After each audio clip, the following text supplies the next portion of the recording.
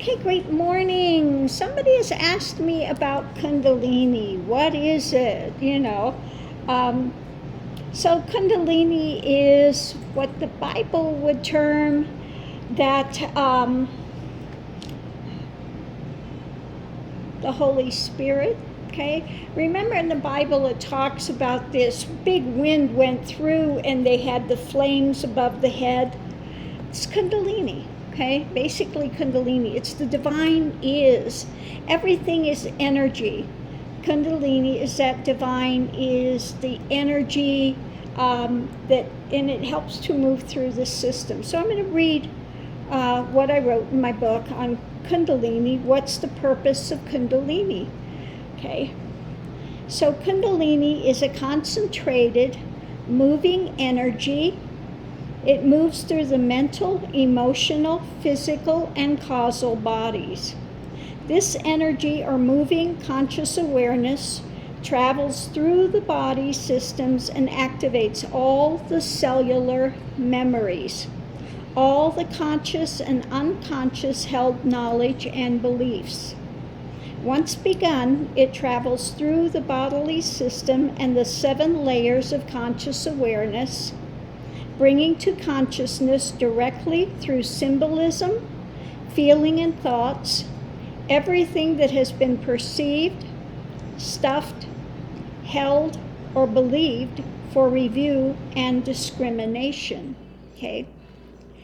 So I call it the rotor-rooter of consciousness. It unlocks all of these things that you have. And now, if you go, and I used to do energy work on people, different areas of bodies would hold different different past experiences and stuff, and they would unlock as you're working with it. Well, Kundalini does the same thing and unlocks all of these things for you to process through. Okay? It's a process of being able to see all the causal avenues and to clear them. Once more, going back to what is termed original mind, or clarity, or self-realization, or the enlightened state of being. In seeing and confronting directly the causal conditionings that create ego identity and bondage, they lose their hold and are transcended. Within the last step of being drawn into source or nirvikalpa samadhi, they are in essence shattered and no longer valid to your experience. This is why there is so much bodily activity and pain due to the opening of cellular memory. It, of course, will pass, as do all things. But what is important is not to focus on attempting to move more energy from blockages, but to relax and to be able to diffuse it by understanding it. Then the blockages are opened and transcended. Once Kundalini is activated, what is needed is to relax and learn to walk the middle path of balance. The Kundalini will move of its own accord. Your mission is to simply see what is rising and to continue to diffuse it by understanding and by surrender. Kundalini is not positive or negative within itself. It is neutral or sattvic in nature. It is your attention that perceives it as positive or negative. Once again, Kundalini is a process of bringing up all the cellular memories of self and of the evolutionary mind of mankind to be dealt with and walked through. It takes you through the 7 levels, realms, or layers of consciousness to walk through every paranoia, fear, illusion, play, egoic ideation, conditioned response, and concept that you have ever held or encountered. So that's a lot of stuff that you have to process, okay? Now, when I finish this, we're going to go through a reading that I just laid out this morning. And basically, it's saying what I just said here. So we'll go through the tarot reading about Kundalini. So let's go forward. Once begun, it cannot be closed. And really, this is something you need to be ready for, because it's going to, you'll see auras. Okay, you're feeling like you're in the body, you're out of the body, your consciousness in 1 second is here in the ground, and the next second it's up in the air. I mean, so many things happen to show you are not this body. You are consciousness, which is animating this body. The body is a vehicle for experience in this realm. So all of those things you have to confront. All of your fears are going to be right up in your face to be confronted, okay? So if you're not ready for it, and these fears can become very, very real, although you're seeing it in like the astral or within the more subtle states, it can feel very, very real, okay? So let's go forward. Once begun, it cannot be closed. This is why it's imperative to have a Kundalini completed teacher that accepts the responsibility of helping you to completion. This is why the devotee-guru relationship is indispensable. The guru not only guides the sadhaka, but by their presence, but also helps to balance and accelerate their growth. This has inspired this book because there are so many that are lost within the midst of Kundalini awakenings. To wander through it alone can be truly attempting to navigate a hell realm and maze that can keep circling endlessly. What I offer is a way through the maze and realms to liberation instead of madness.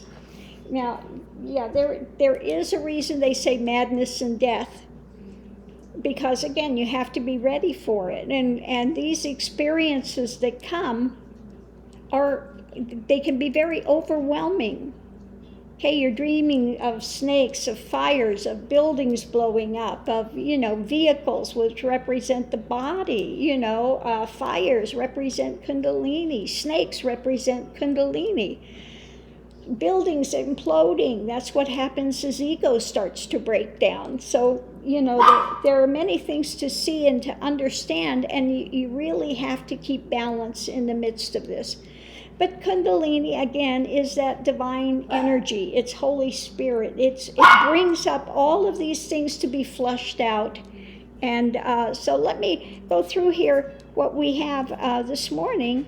I wanted to do the explanation through tarot, and really what it came out was really the journey. You start in a place usually of pain. A lot of times you just want to get out of the pain of what's been going on. Or you want to know the truth. In my case, I just wanted to know God. I wanted to know truth more than anything else. That was my prayer since a young age, okay? So you start out here, you recognize you're not a whole person. You recognize, that something's missing, and you just want to know the truth, okay? So the challenge is the Hierophant, to gain that spiritual knowledge. So usually people will begin to look for a teacher, or in my case it was depending on spirit and the universe to come to know the truth, okay? But eventually, if you complete the path, you become the Hierophant. You become the one with the spiritual knowledge that can then go forward to aid others in their journey, okay? So you have to understand you don't know everything, and you have to depend on the universe, the divine is God, or a spiritual adept to help to move you forward, okay? So the conscious thought is about wanting to progress in life, in this case in a spiritual nature, not progress in life as looking for wealth and riches and fame and things of the world, but to, turn all of your worldly activities into spiritual, okay? So that's the conscious thought to begin with, is to take the journey, okay? Be ready for the journey, okay? So Kundalini awakens, and I can go ahead, we'll take this and then we'll go ahead and read different ways that Kundalini can begin. So let me get here. So I can read you the ways that Kundalini activates. So many ways that Kundalini can activate nowadays. So Kundalini may become activated by many ways. Here's a short list. So this is by no means all ways, but this will give you a pretty comprehensive list of, how it activates. By direct Shaktipat, like one battery charging another. By prayer and sincere seeking the truth and dedication to serving mankind. Through an intense shock to the system. Through childbirth. Spontaneously due to past lives working in this area. Through Reiki, either having done or working with. By participating in any chi-oriented martial arts system. Through yogic techniques. By drug use, and I don't ever recommend drug use, but it can activate things. From trance activities with heavy pranic overtones. By pranayama, breathing exercises. Again, I don't recommend this because if you are not under a great teacher and this fire breath and you awaken it and your system is not balanced, it can cause all sorts of difficulties. Or through rebirthing shocks. The ways and means are expanding, and it's becoming more and more common to see Kundalini awakenings come to the forefront. Now, once begun, some will have a short blast, a one-time experience, and then it can recede. But many will indeed, once started, continue on until one completes the journey by blowing out all the held conditionings and egoistic self-ideas that wrap around form and body-mind images. So just because you have a pranic surge, a one-time boom, something that happens, and then think you got Kundalini, that's not what I term a full Kundalini awakening. That's a quick pranic surge, okay? Kundalini awakening is once it wakes, then it continues to work on things, putting it together, tearing it apart, things continue ongoing, okay? So Kundalini awakening, again, once it's activated, there is no on and off switch. It's not like a practice, well, I'll sit down and do this a couple hours a day. It's 24 hours a day, 7 days a week, 365 days a year. And my journey in this lifetime, now I had Kundalini activated in other lifetime, but in this lifetime it was 35 years to complete. That's 24 hours a day, 7 days a week of these experiences that you can't get out of, okay? They are ongoing. So once activated, and this is something that is, like I said, it's a work in progress.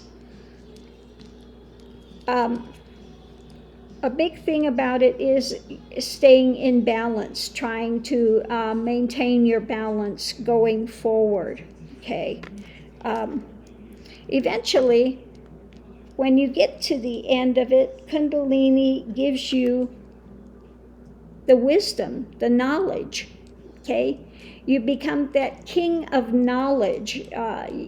This is not something that you read about. This is something you experienced, and you know directly, 100%, what life is, what life isn't, what consciousness is, what it isn't. And okay, so this is where you want to come to. But it's a precarious balancing position for 30, 40, 50 years, lifetimes. Okay, you don't complete it in one lifetime. Okay, people think I'm going to get Kundalini and I'm going to complete it within a year. They're really sadly mistaken. Okay, this is a balancing act for a lot of years. Okay, but in the end, when it completes, you have the knowledge. Okay. So what it does, it goes through all of the past, all of your experiences that you gathered and collected for lifetimes, okay?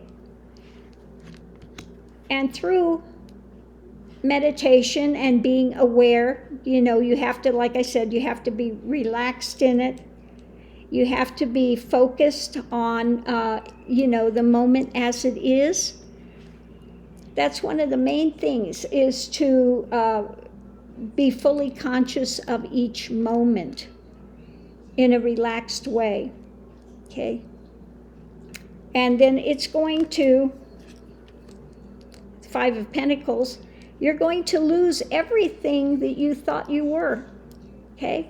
So it may start out as, oh my God, I'm losing who I was. I'm not, you find out you've never been born, you've never died, you are not that person. All of these experiences were fantasy, were drama, were, as the stomach turns, your own soap opera, okay? So you face that feeling of loss at first, and you may lose your whole physical universe of things. It may be pulled away, okay, in order to get you to confront things. But in the end, this loss is actually gain. You lose the identification as a persona, as this, what you think of as who you are. All these experiences you've had are gone, okay? And it's dismantled, okay? And that can be frightening. You go through that death before death. That can be very frightening. When you get to that last moment, you don't know if you're going to be possessed. You don't know if you're going to die and be gone forever. But then in the next second, when you're lost everything, you gain everything, okay?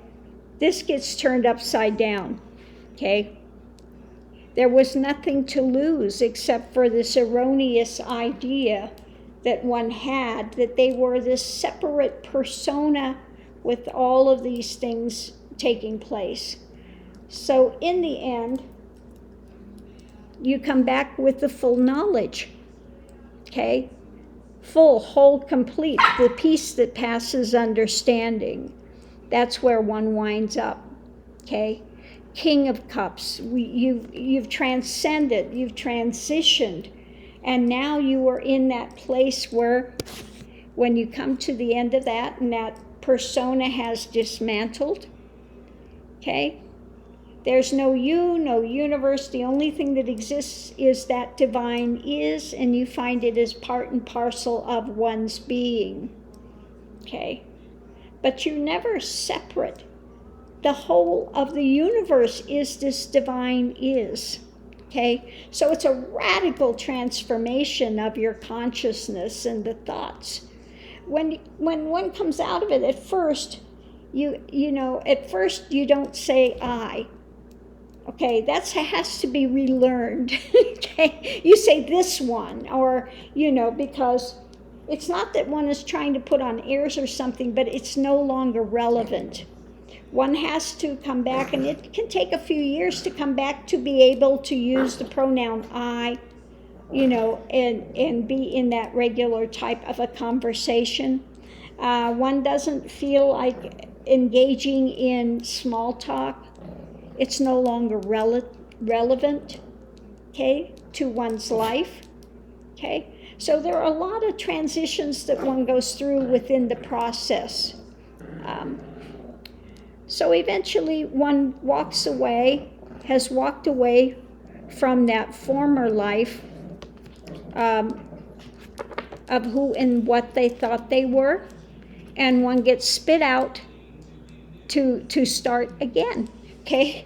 One comes back into life, and it can be a bit of a shock. If you have been lifetimes searching for the divine is, for that reality, for realization, for enlightenment, for that truth that passes understanding. If you've been lifetimes on that and you finally realize that, then it's like a big shock because, well, now what?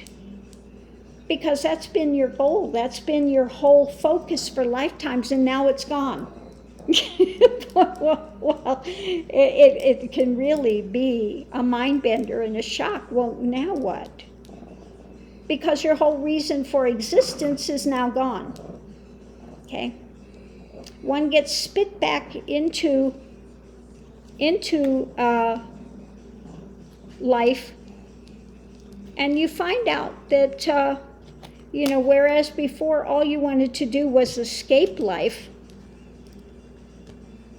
Okay, we'll go back here to the first. All you wanted to do at the beginning was to escape life, to be done with it. I so don't want to be here. I am so done with all of this. Okay. Then when you get spit back out into life, you find out that it wasn't that life was the problem. It was that one's mental ideologies was the problem. Okay.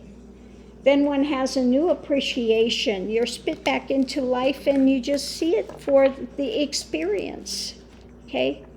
New experience, new things to enjoy or to, So everything has changed and nothing has changed all in one instant. Your whole consciousness has changed.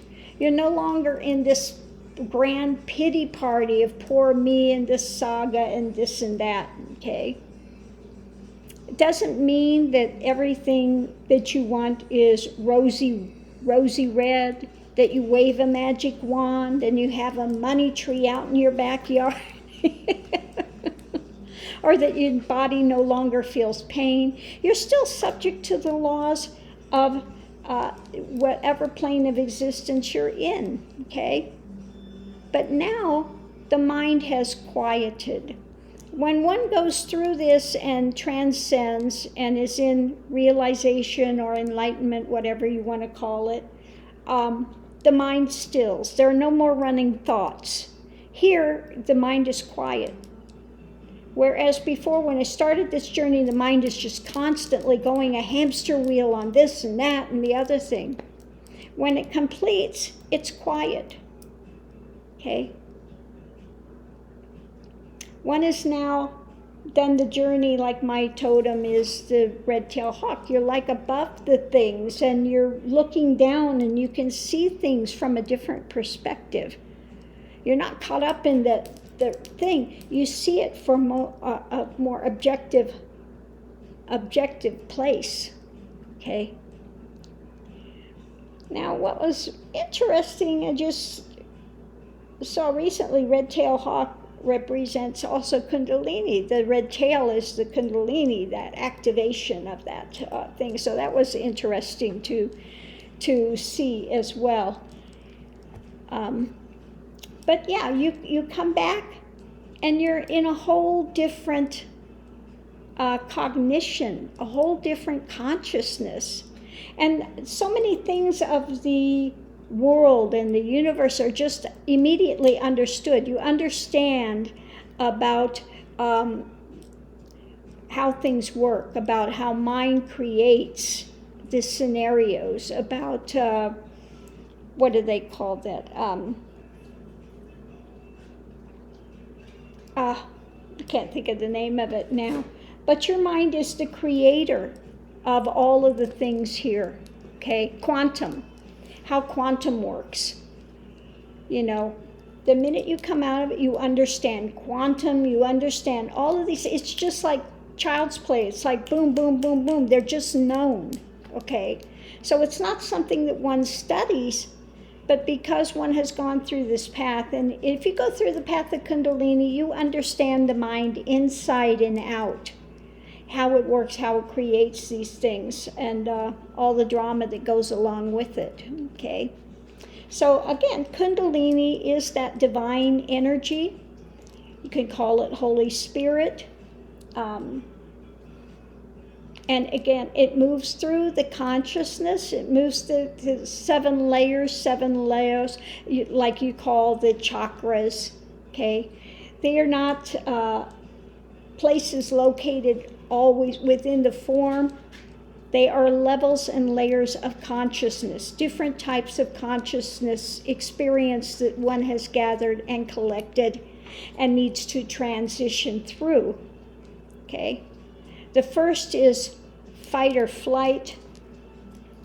Let me get my thing here, and I do have a thing in here where I talk about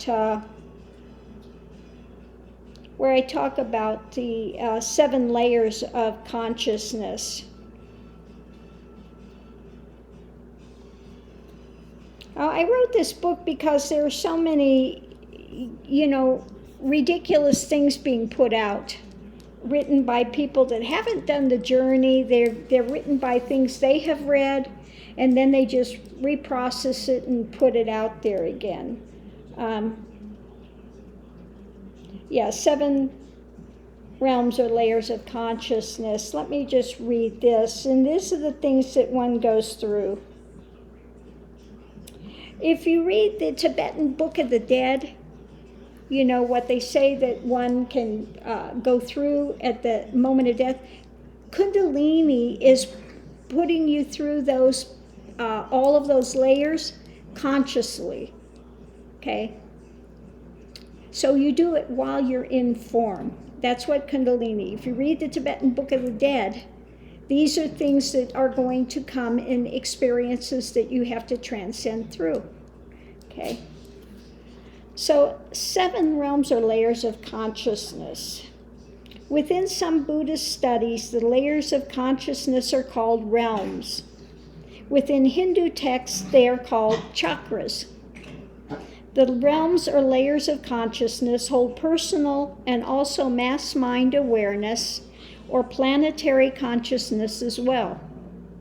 What you are traversing is the planetary karmic path and evolutionary mind, as well as your own identification within it. We will go through each of the layers. In each of the layers, you will more than likely process through your positive ideations and feelings within it, as well as the darkened ideations or colorizations of a negative nature. Remember this, that in the end, all comes from the source. The positives and negatives are created and sustained by mind, body, emotional attachments to persona. Once you have broken through the persona attachment, then the conditionings attached will also shatter and be cleared. As the Kundalini process continues, each layer of consciousness encountered will bring forth feelings, symbolism, dreams, and direct cognitive experiences through form and within thought to be seen and confronted. Eventually, it will reach a point in which one must see through the illusion of it and dispel it by surrender 100% to the source within. Number 1. Okay, the first mindset or realm to transit is that of survival. The first level you will transit is that of survival, maintaining your life. This brings up all the fears that are concerned with enough money, food, shelter, keeping yourself safe. This will bring forward the fight or flight response. You may become concerned with self-survival, also with planetary survival. Be aware what may arise are fears and phobias concerning personal safety and also the fear of death. Here is where a great emphasis is given to taking supplements and exercising, all things that attempt to prolong life. While it is wise to take care of the temple, there needs to be balance in all things. This is the number one basic realm. A balance in this area is one that sees the continuity of life, sees the patterns of change, and accepts that death is not the end, but simply a moving onwards to new experience. Life is no longer feared, but entered into fully. Number two mindset or realm to transit is that of sexuality. And so many people get stuck in this one, okay? The second level is closely integrated with the first, that of sexuality. There could be either overabundance, wherein the sexual energies feel out of control and are indulged in excessively, or it may go the other way where they may be turned down or denied. This is a big trap for many. This is why many gravitate towards the practices being touted as tantric. This type of tantric exercise is a two-edged sword, for it most often is entered into by those seeking a way to use sexual energies to progress. Tantra is not about sexuality, and therefore, those chasing after this medium will encounter only more bondage. Many think that this sexual energy must become balanced, male-female. That is, again, a misperception. What needs to be balanced is the outflow. Sexuality is neither to be repressed nor chased after. Once Kundalini begins, balance in all things is required. Repressed sexuality only leads to a mind that runs away in unhealthy avenues. The way to self-realization is not through sexual avenues. Only one whose focus is totally away from self and 100% surrendered within the divine may use this as a pathway to liberation. Otherwise, it may become simply another trap of Maya and egoic pleasures in the name of spirituality. Keep your sexuality in balance. Honor your partner. Don't use it for selfish means. Don't fear it. Don't negate it. Don't chase after it. Keep it as a part of nature and in balance. Some caught in this realm try to exude sexual appeal and see conquest or clinging as a part of their identity. Procreation and having children is a way that some feel able to ensure their ongoing identity. A balance here is what is needed, regardless of whether one may or may not be in a relationship. But a healthy wholeness may be fully shared within a relationship. A healthy relationship sees and shares on all levels of intimacy. Number three, mindset or realm to transit is that of personal power.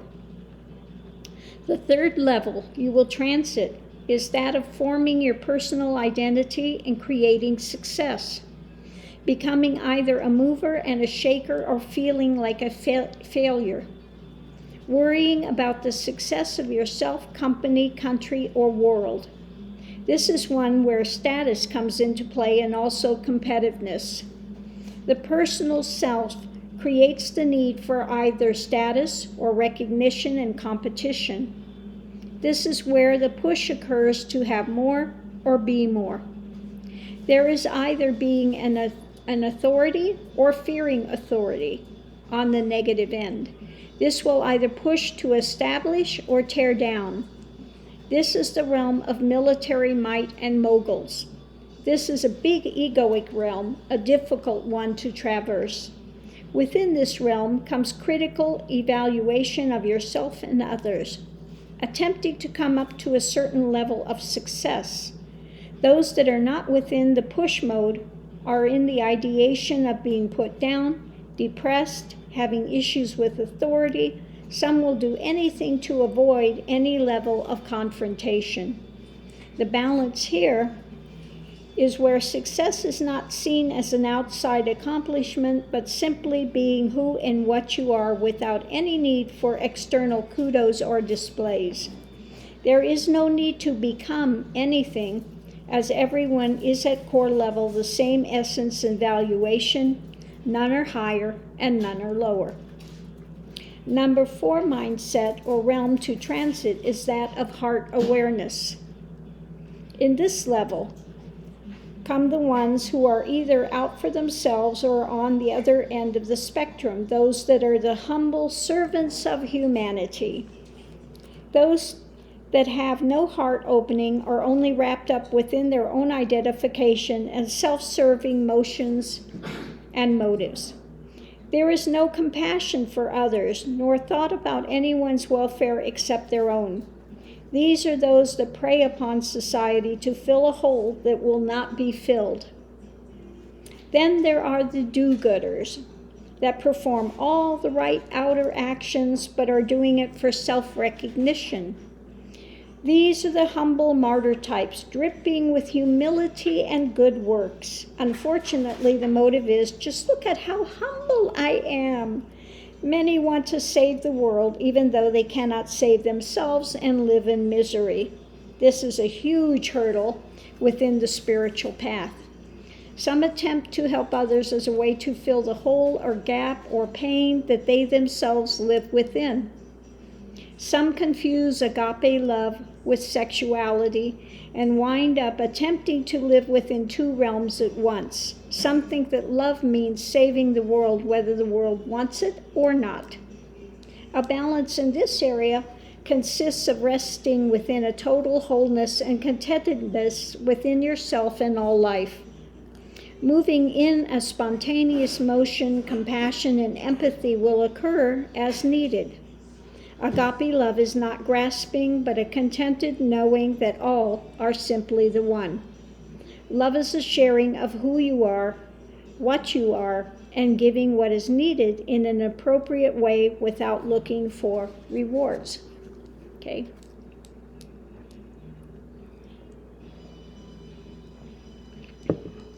Number 5 mindset or realm to transit is that of creative endeavor, vibrations. This is the land of the dark, void, bliss, or poison.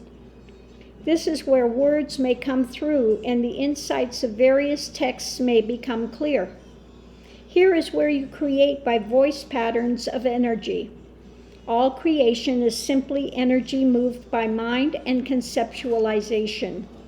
Here is where you live and speak your truth or error. Here you actively enter creation. In the beginning, the Word was with God, and the Word was God. Word makes creationary drama. As you change your focus, your language will also change. You are what you speak. All of creation comes from vibration patterns. This is the realm wherein you focus on the positive or negative and project it by the spoken word. Here the words and wisdoms may come as concepts and glimmers, but do not think that they are what you are seeking. There is still further to go. So do not turn away from inquiry and mindfulness yet. There is yet further to go on the path. Here is the danger of equating knowing about with knowing. Om, the highest mantra that one takes from division to pointed focus. Om takes one from sound to silence. Om takes one to the subtle formless. A balance in this area is one where within balance is entered, where one no longer chases positives or negatives, where spontaneous words of compassion and wisdom flow. Number 6 mindset or realm to transit is that of mental and subtle realms. In this realm, one enters into the subtle phenomena. Lights, astral planes, cities. This is the land of the last crossing. Mara, or intellectual delusion, plays very subtle tricks to keep ego in play. Here, ego can be seen through. Here is where the cities must be let go of. Here is where the mind either goes off on subtle experience or surrenders to the silence and one. All phenomena is of the realm of creation. To reach beyond creation and creator to source, this realm must be passed through. Here is the last great barrier. Here it is that you must be diligent and not be pulled into the world of psychic and paranormal. Here is where you must be firm in your commitment to turn your back on cities and powers. Here is the place where surrender is paramount, where neti or not this should be used when phenomena starts to pull you in. It is here that you can start to lose the self-identity and begin to enter into sarvakalpa samadhi. When balanced, the intellectual mind play ends and stilled awareness prevails. What is required comes as required. Nothing need be held. Sarvakalpa samadhi is found here. Okay, so we see, many are pretty far on their paths. You have a lot of the psychics and things there that are giving these things out, and it's they're in a different type of mindset. But again, if you want to get to realization, these things have to be let go of, okay, in order to move forward to that total still mind, okay? So number 7 realm is entered here, beyond the mind. Here in this realm, one enters into non-duality. One passes through the demise of the false egoic mind and conditionings. Blown out and shattered, what remains is the non-dual reality. Here is where one goes beyond mind and the senses into a nirvikalpa samadhi, into the primal source or essence, the pregnant void of infinite, unending potential, place of that which is beyond birth and death. Within here, all is stripped bare, then spit back into life as a new creation. From here, one will descend back into either heart or wisdom. There will be spontaneous action which has no center. This is the end of the search, but merely the beginning of life.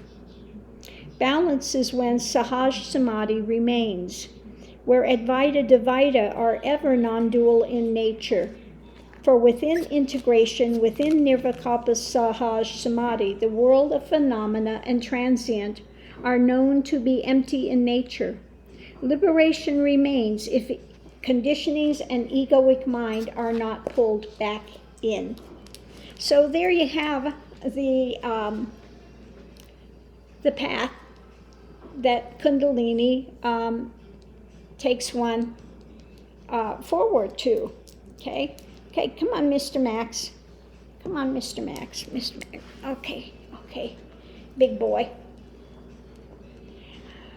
So that's the path. You wanted to know what Kundalini is? Well, that's Kundalini in a nutshell. Okay.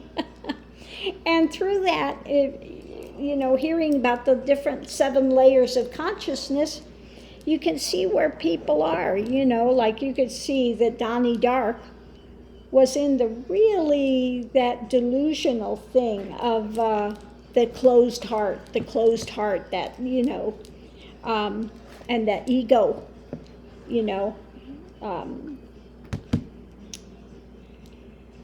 and then we have the ones that are transiting and they're in the path of spirituality, but they're in that humble, I'm just doing it to save humanity. They can't save themselves, but they're going to save humanity, okay? And so you see the balance of these things as going through this process. There is a map, like I said, there is a map, and basically this is the journey. Okay, so this is, if you're interested in this, you can get my book, Kundalini from Hell to Heaven, Wisdom from the Completed Journey by Ganga K, Swamiji, questions answered, guidance, and tools for discovering the self. You can get this through Amazon. It's not very expensive, and I'm sure there are probably quite a few used copies out there that you can get as well. So if you're interested in it, there is a lot more contained within this book as to the journey, what you encounter, beneficial ways through it, and ways that are not so beneficial that you can get stumbling blocks along the way. Okay, so thank you for your question. I hope this has answered it. Much love and light. Don't forget to mask up, and I'll see you online.